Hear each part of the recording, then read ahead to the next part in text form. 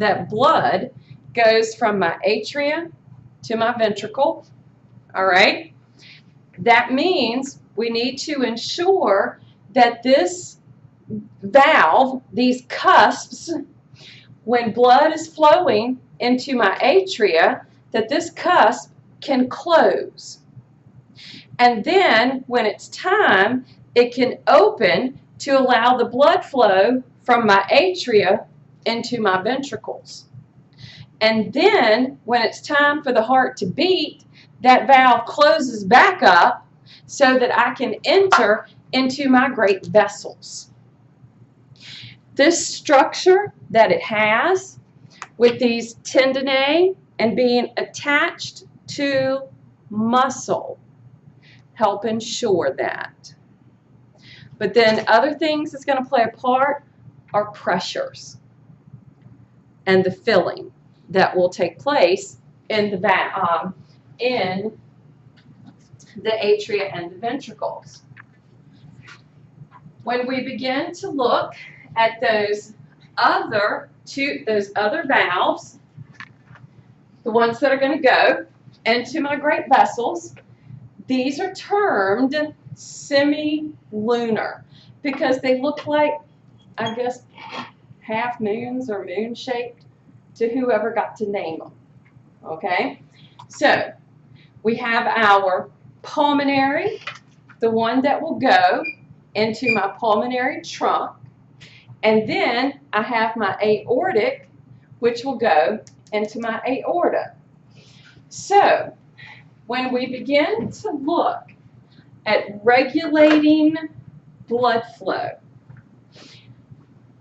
the regulation of the blood flow is going to be done based upon the valves, pressures, amount of blood, the muscular structure that's present.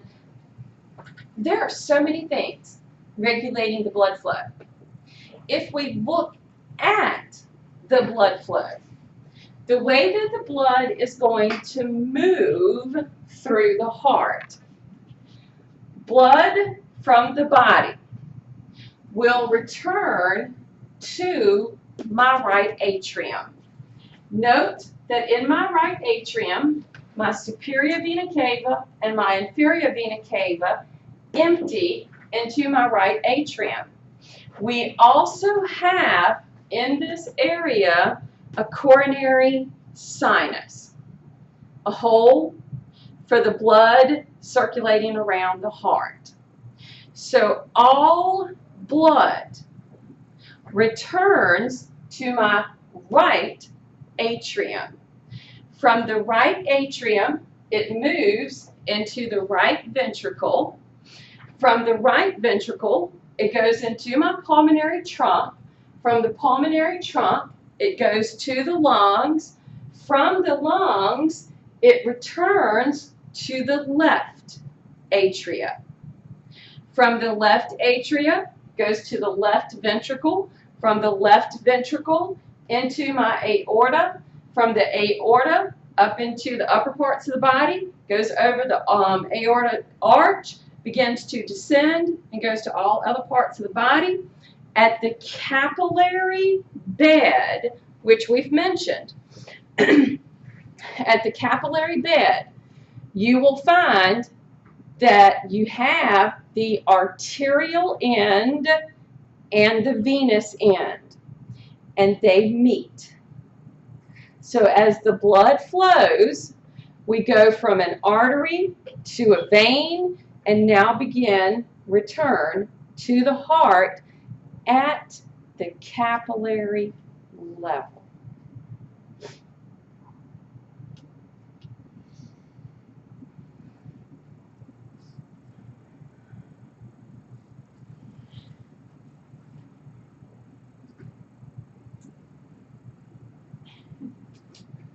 So,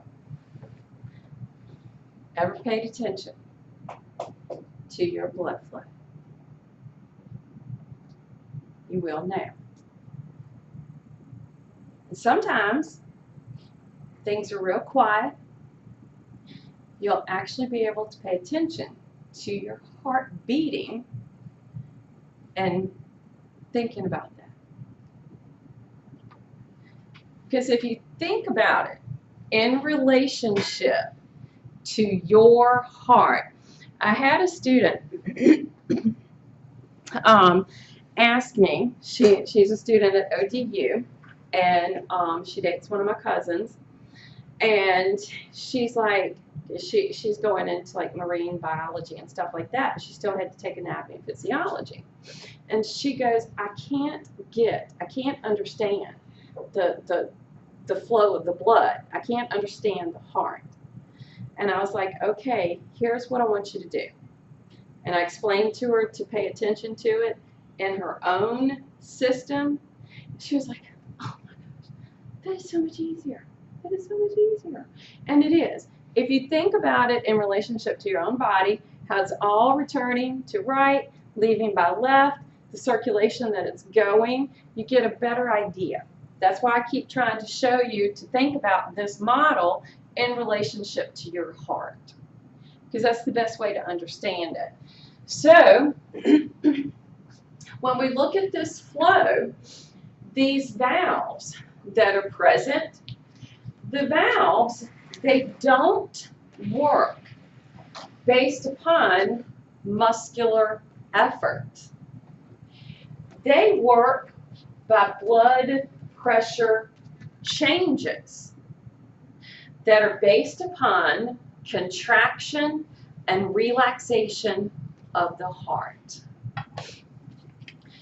Blood pressure changes. Under normal conditions, they tell us, and the values change based upon age, physical condition, and that sort of thing. They tell us norm is about 120/80. And that, you know, hopefully 110/70, all right? Based upon your age and physical condition, the lower it is tends to be the better way to be, but that doesn't mean that's always the best, okay? Because sometimes it can be indicative of different physiological conditions that can be present. But in pressures, you understand that there is high pressure, low pressure. Why would that be dangerous? Let's think about high pressure. Why would that be dangerous to the structure of the heart?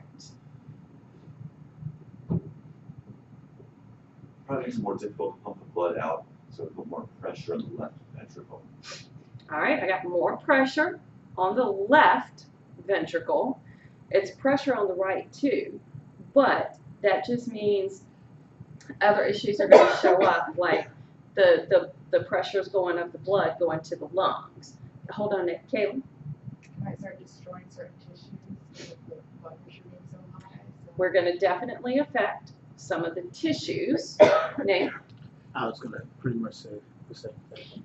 Now, here's the question. What tissues?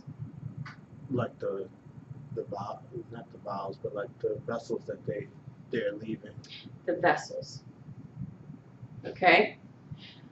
In cases of high pressure, there's a lot of danger to that aorta. The aorta is elastic to a point. If somebody has chronic high blood pressure, okay, because we all have acute, okay, simply getting up from the chair and walking out at break time is going to make the pressure go up. But that's acute, okay? That's the body adapts and you're done, okay? When it's a situation of chronic high blood pressure, where even at sleep at night, their heart is beating much faster under a lot of pressure than it should be, okay? Over time, not only is it going to damage tissues of the aorta, which are very important for that blood to circulate, it will begin to affect my pulmonary, and it's going to begin to affect my myocardium. It's this, and I haven't even gotten to what that high blood pressure does to the tissues of the body.